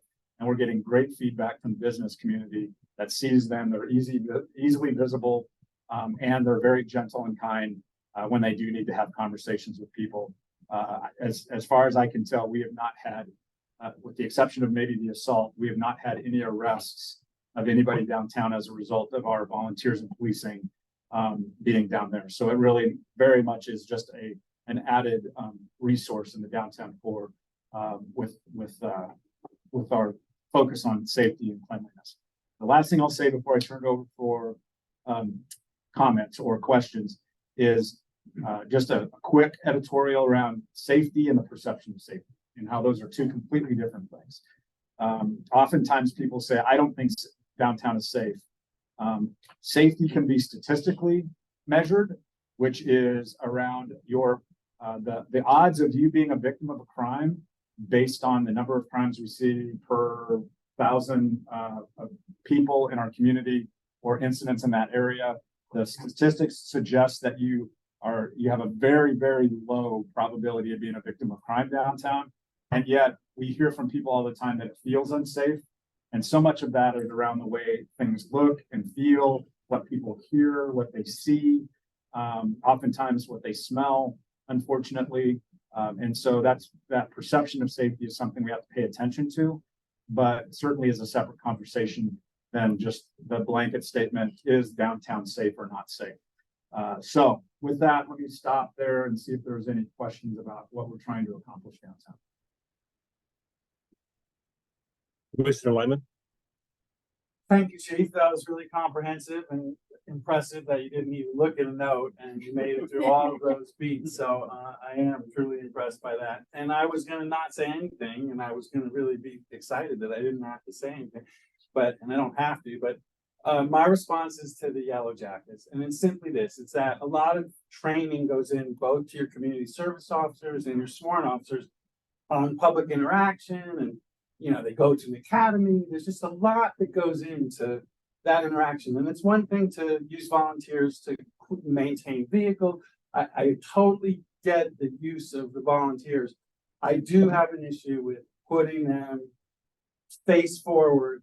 I'd much rather see that as a city manager ambassador program or something, but that it's connected to EPD. And these are EPD contacts occurring with lay, untrained people. I just registered concern about that, but that's it. Yeah, duly noted. And what we tried to do is we tried to model it behind a program that we've had for years called Seniors on Patrol, which is the work they do on the bike paths. So these are the same people that have done this work for years on the bike paths, where they're able to walk the bike paths, ride the bike paths, and call out and be able to bring in people that need to clean where they see issues, or if they see problematic behavior. Yeah, so it's very much modeled after. And that seems appropriate. Here you have the interactions with the vulnerable people, with people that it's difficult. I mean, it's really a tough, I think it's a tough environment for your CSOs and your sworn people, that to put them, I think it's a little disservice even to the volunteers to have them, even if it's, you know, because it only takes one moment of, you know, sure, I hate for that. Thank you. Yeah, Thanks of for course. listening. Mr. Lemon? Thank you, Chair. And just gonna second Commissioner Lehman. As you're well aware, Chief Skinner, the Human Rights Commission is also very worried about the training that's going into the volunteers downtown. I personally have had great interactions with the volunteers downtown, but that was for stuff like, please re-up your trespass letter or things like that. But when it comes to interacting with people and the training involved, definitely a concern. But I just had two things real quick. I really wanted to give you and the City of Eugene and DPD props for this co-responder model. Setting a QMHP is amazing. I think it's kind of duplicating Cahoots, but I understand why it's doing so, because Cahoots is so backed up, and we need to find a solution now. So I think that's great. You might want to consider QMHAs if we're fiscally if we're in that budget constraint that you talked about. QMHAs would be a little bit cheaper, but they are not cheaper. But you know what I'm talking about. Yeah, so QMHAs, you might just want to think about that. And then I'm personally a peer support specialist, so love that you're throwing PSSs on there as well. And then when it came to people feeling safe in downtown Eugene, just the one little caveat that I had to your statement was, so yeah, that percentage of people might be affected, but that does not delineate between protected classes. So like, you know, if I'm disabled downtown, or if I happen to be a BIPOC, person downtown, it doesn't encapsulate those. So I think different populations feel different levels of safety downtown. Thank you. Mr. Hawkins? I was gonna see if Chief was gonna respond to Lemons before I jumped in. No. Okay. Coming from the law enforcement, mental health and wellness side of things, what sort of benefits or backup consolation, anything are you providing to these volunteers that do end up having to engage EPD for situations where their safety is threatened? Well, we could certainly bring our volunteer coordinator in to talk about that, because I'm not going to have all those details. There is, again, these are folks that have been trained in de-escalation. They are what we pointed out, and what I think what Commissioner Lemons talked about at HRC is the lack of bias training there, which is could be an important component to any of the volunteer work we do that's public facing. And so we're taking that on, but I don't know specifically from a wellness perspective, what support they have. Interestingly enough, I mean, it only takes once, right? I totally get that. But I've not heard that as being a challenge for those VIPs yet, but I certainly can check into that and see. Okay, thank you. My next question is, can you describe the line between the QMHP that EPD will have and Cahoots? Where does one end and the other begin? Yeah, Cahoots is really, let's see if I can. Cahoots is really designed for that crisis response to stabilize in the moment, but is not very well positioned for long-term case management. So what Cahoots does is they show up, they do basic first aid, and that social worker, it's not a qualified mental health professional. They don't have access to the county resources. The difference is this could be a QMHA as well, because we didn't talk about that. These are county employees that have access to Lane County Behavioral Health Services, where Cahoots doesn't. And so the key for me is, instead of responding to the same person over and over and over again, like we do with our Cahoots folks, unfortunately, is that we respond with this co-responder model, get that person in the services, and then develop that relationship and try and connect them with the services so that they can, so we're not responding to them openly. Okay, so then for my clarification, then the memorandum of understanding that you mentioned is currently with Lane County. That's with Lane County Behavioral Health then? Well, it's going to be sitting on the commissioner's desk for signature, and I think that's where it's sitting. It's probably with their attorney, waiting to be signed by the commissioners. And what this creates connectivity with is their existing program, which is called the FIT team, the Forensic Intensive Treatment Team, that's doing some crisis response already with these people. They're going to recruit from that team and see if anybody wants to be a part of the downtown strategy. But they have to post and have a real recruitment, a competitive recruitment. But once the commissioners sign this, we're ready to sign. They're going to start that recruitment with the FIT team. Thank you. Mm-hmm. Commissioner Dominguez? What can I look up with regard to the budget and like just specifically like the cleanliness section? I have like a specific interest in that. Like, how do I look that up? Because I just like Googled it. I'm like, I can't find this. Yeah, it's in there, Commissioner Dominguez. It's not going to be in the EPD budget though. It's going to be in the Public Works budget. Oh, Public Works. Okay. Yeah. I'll try to be more specific. Parks. Yeah, Public Works and Parks. Okay. And there's going to be different buckets of cleanliness money, because we have cleanup in public open space that's happening all over the city, and then you're going to have specifically downtown cleanliness that I think the number is 300,000 over the biennium, if I remember correctly, to be able to do this stuff. But you're going to look at parks and public works area. Parks and Public Works. Thank you. And if you're still having trouble, let me know, and I can kind of screenshot part of the budget, or I can figure out the budget document and send you the right pages. I just need some time to ask the right people to do that. Yeah, thank you. I appreciate it. Just as a side note, there is one area in Eugene, I think it's between, give me a second. Where are you?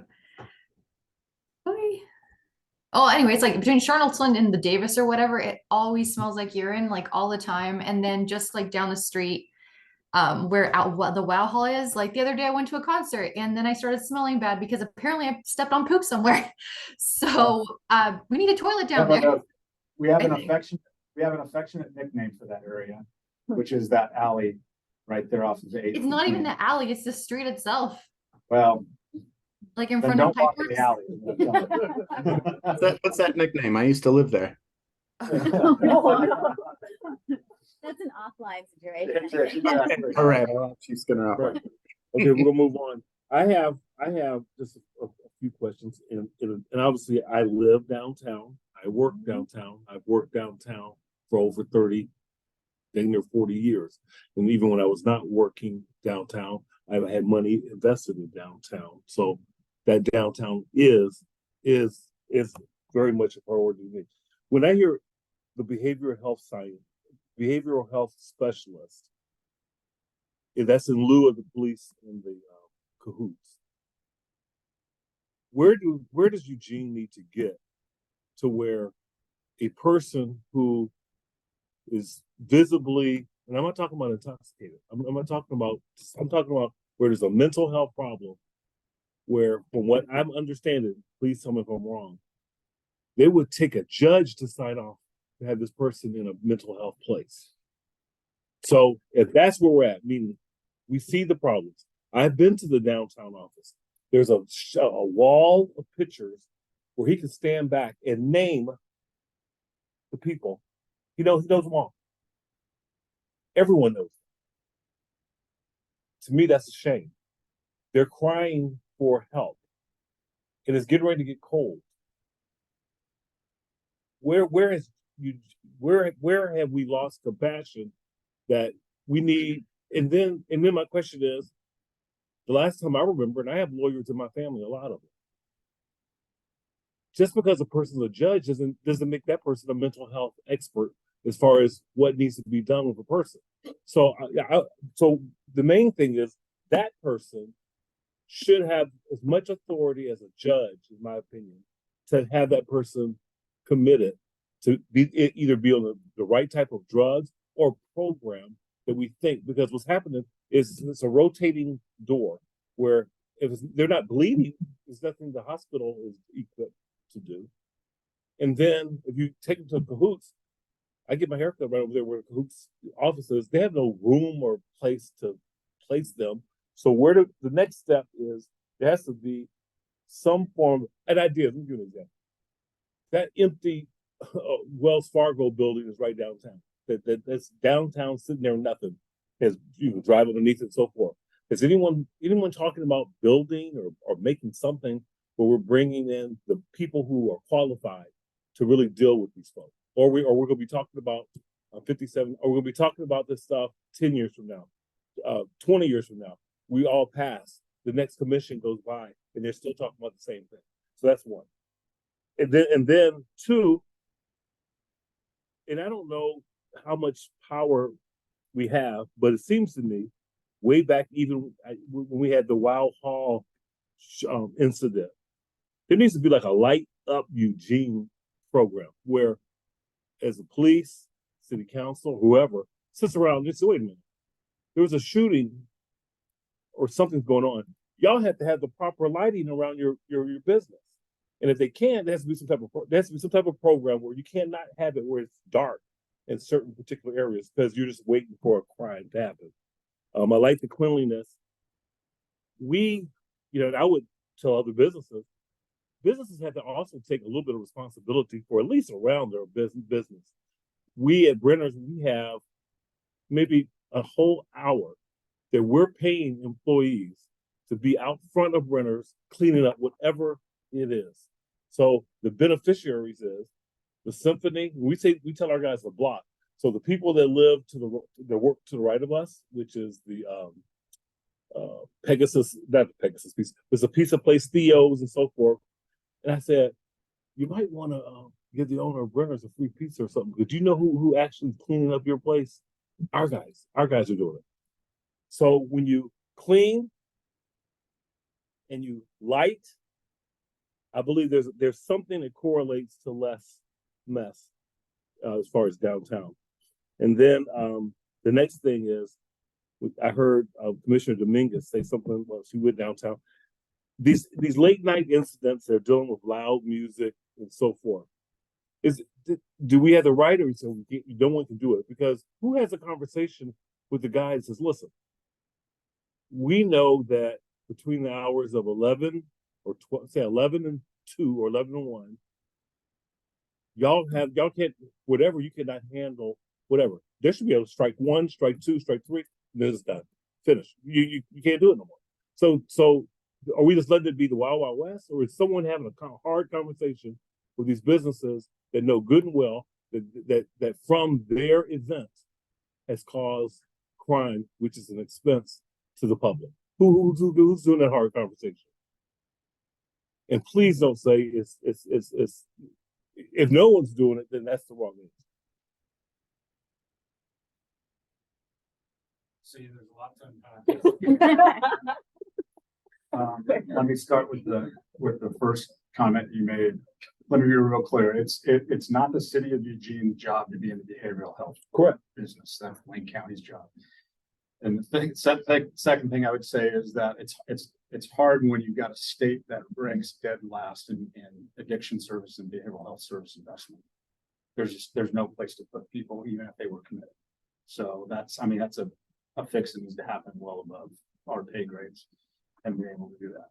As far as the conversations that we're having with businesses, the answer should be the officers that are responding to those things should be having those conversations. But really, what it ends up being, what it probably needs to be, is it needs to be a more intentional registry around where these things are happening, and then, much like OLCC would sanction a business for over serving, that we get to a place where we would do something a little bit different. So, but we as a police department can't be punitive that way. we can't set that standard like, oh, we're only gonna give you three tries at this. Mhm. We do have ordinance language around willful violations. And what can happen if you are a willful violator and then you're subject to arrest if you continue to be a willful violator in certain areas. I'm not sure we've contemplated willful violations around, for instance, noise ordinance. But you also the fire department, when the place is so packed that you can't even hardly get in, I'm pretty sure. Yeah. That if a person from the fire department went over there and said, listen, you've already violated, it would be a violation probably the very first visit. I think there's some work we can do around that. You know, and I hear you loud and clear when it comes to that. I mean, some of this is the really, really late nights downtown are competing with everything else that's going on in the city because we don't have downtown officers working that late just because of the staffing. And so when things are happening downtown, the noise violation or those types of things, when the fight erupts, we roll. Some of the other stuff that's happening downtown competes with other things in the rest of the city, and sometimes you avail and sometimes you won't.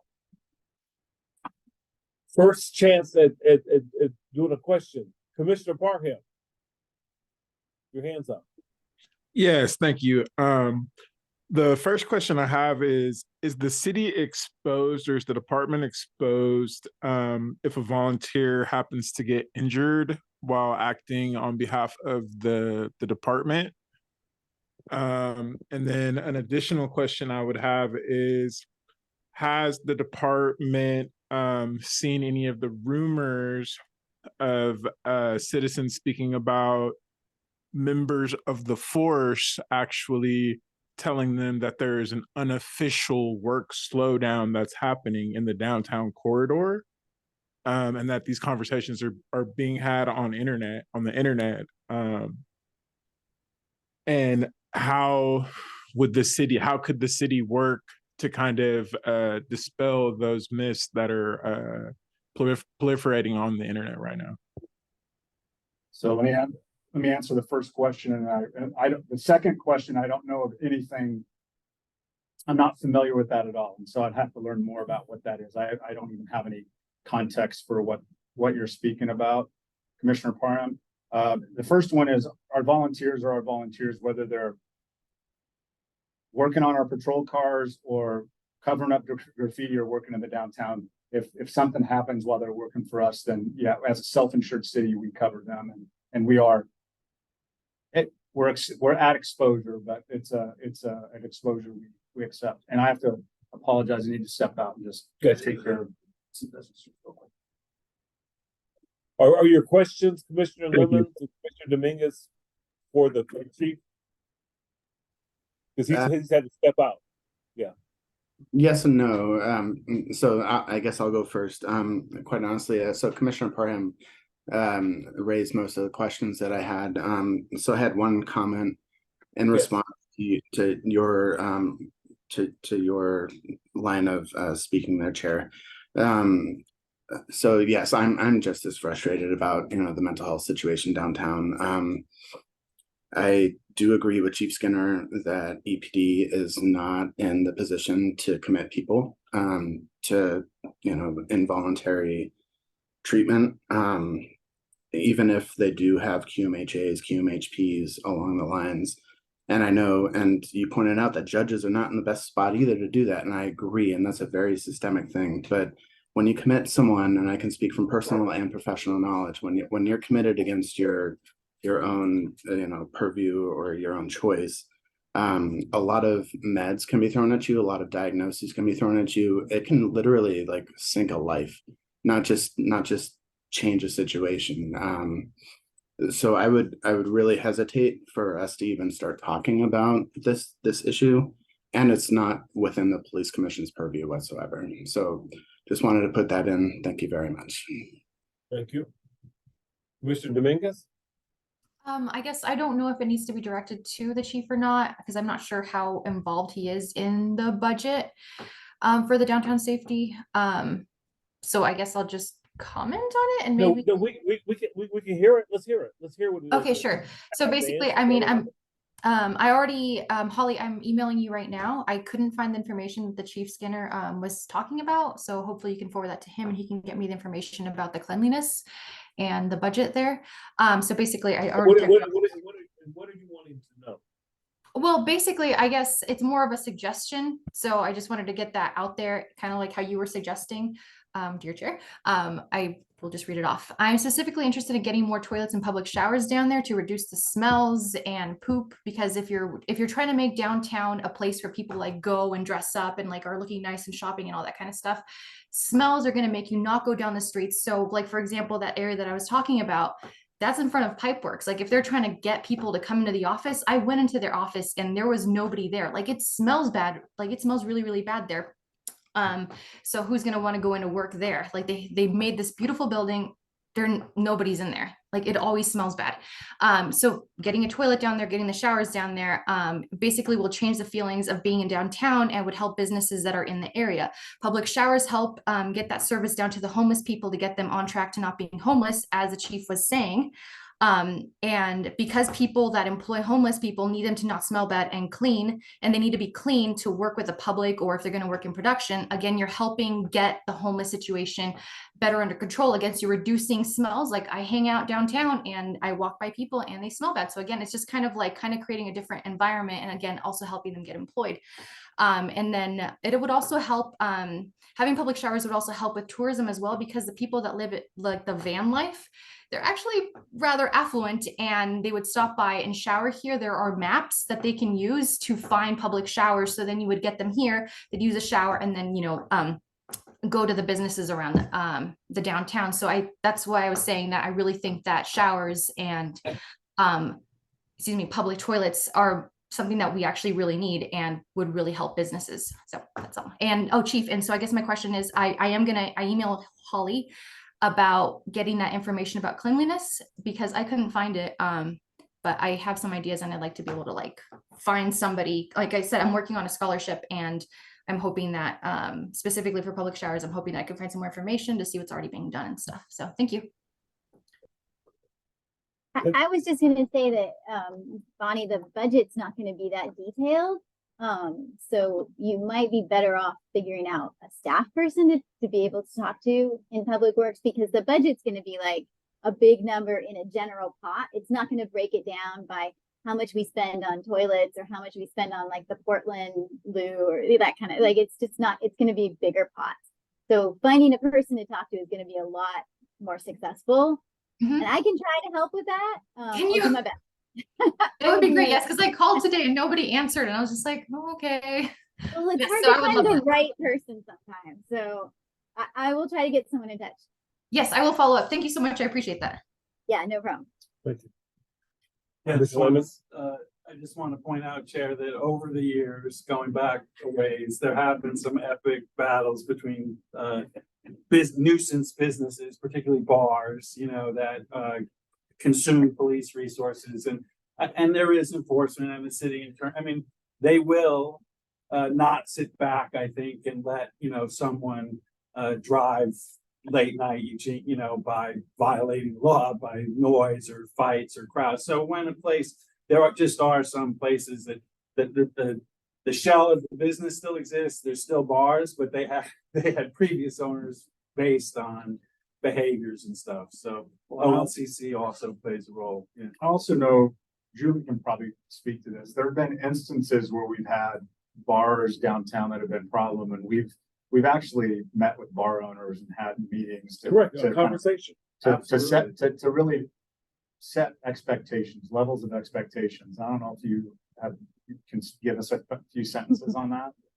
The answer is yes. And it has been very helpful in those cases where we've sat down meetings and had regular discussions with them about incidents, and then and it's helped.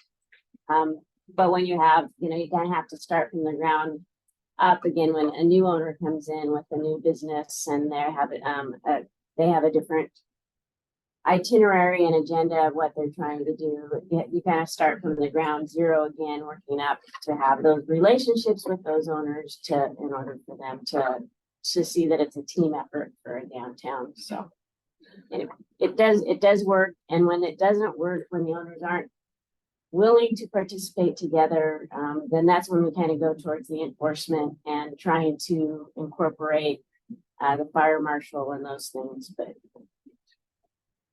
Chair Boggs, just one last comment. Yeah, go ahead. Sorry. Commissioner Lemons, Connor sent me a text to remind me to say this.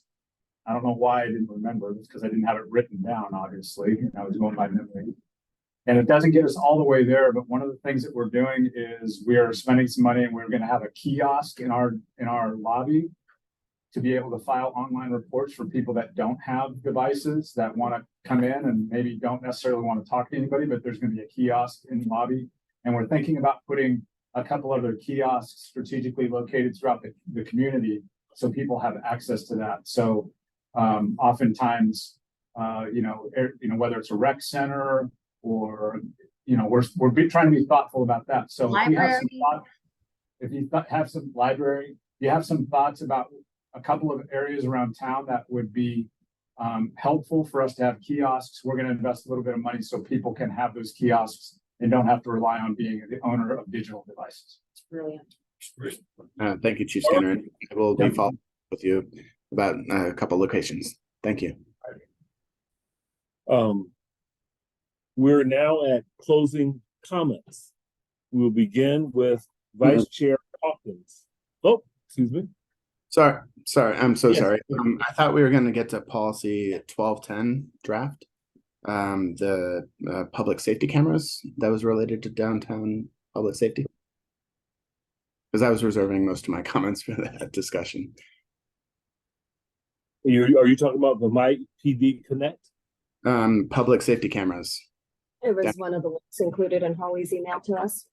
Oh, I don't have it on my sheet here. it's not on the agenda, but it was included in the email that I sent out. We always get provided from professional standards any policies or procedures that have been updated, and that was 2 that have been updated recently or created. Okay, well, go ahead. Go ahead with your questions. Go ahead. Oh, I mean, okay. So I guess this is for Julie. So on on the first page of the policy, and the 1210.1, it says the Trailer Watch Guardian camera system. We all know what that is. Is the Overwatch camera system pods the new cameras that are being put in with the public-private partnership?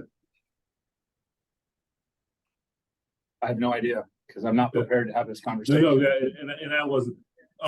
Excuse me. Okay, so what I'm going to do is, why don't we just table that until our next meeting? Because the chief nor I had planned on even having that, because I didn't have it on my sheet as far as anything that we were going over. Because I would have never even started our closing comments. Yeah, I thought I would look at it as another presentation. So with us not being prepared, we need to table that. So be prepared next meeting. We'll put it right at the top. I have a question. One of them says draft 9/18/23. The other one says effective date 9/18/23. So does that mean that this policy 1210 that Commissioner Lemons is referring to is not currently in effect? It's signed. I don't know where Is it? Okay. Not sure where you. Yeah, It says the in the link. corner draft. Sorry, Julie. It also doesn't look signed at the bottom. They never include. Necessary. Not on the policies. It may, No. it may not need to be updated to take draft out of there, but I'm But not it is sure. effective now. Yes. Okay, thank you. So we'll put that at the top for November 9th in our meeting and get that addressed. Okay, thank you.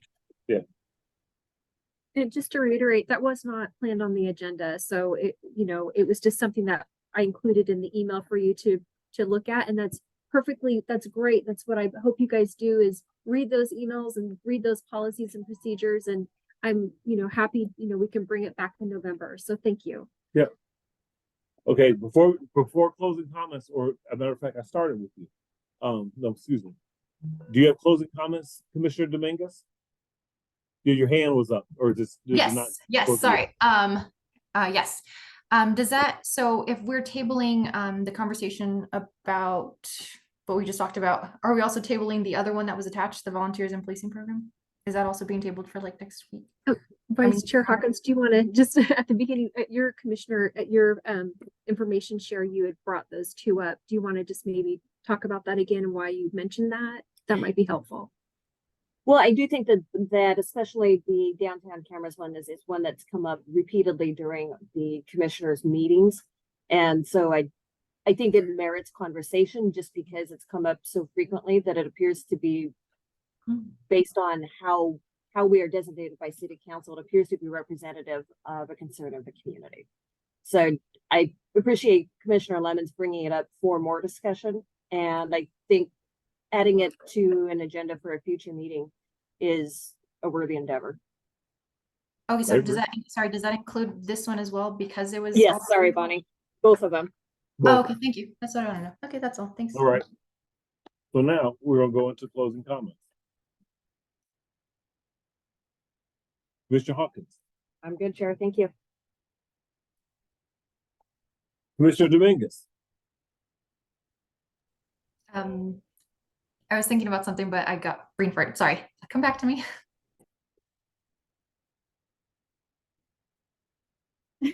Commissioner Dr. Booker. No comments. Commissioner Mogart. No comment. Commissioner Shivers. Yeah, thank you, Holly, for keeping us abreast of upcoming and recent policy changes. I would like to point out that we have a work plan, and the department is going to be doing a lot of stuff that does not fall under our work plan. So I think it would be a misstep for the commission to veer off in a new direction every time the department does something. I think we've been charged with following our work plan, keeping to that, and seeing through this, seeing through what City Council and ourselves charged us to do. And, there is room for,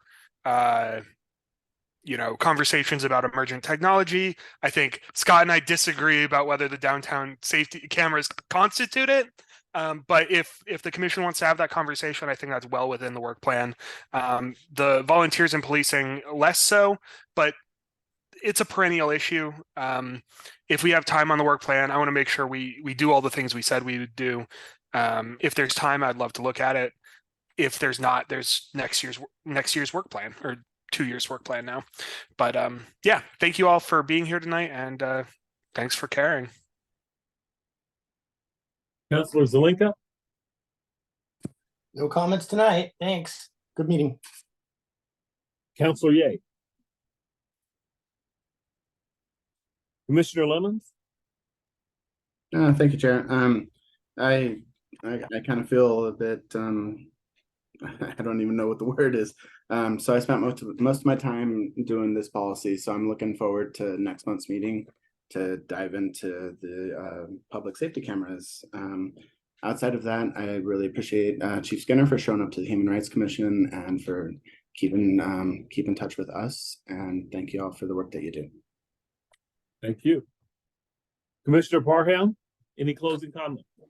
Yeah, I just wanted to say thank you once again for welcoming to the commission, and I look forward to the work that we'll be able to do here. Thank you. Thank you.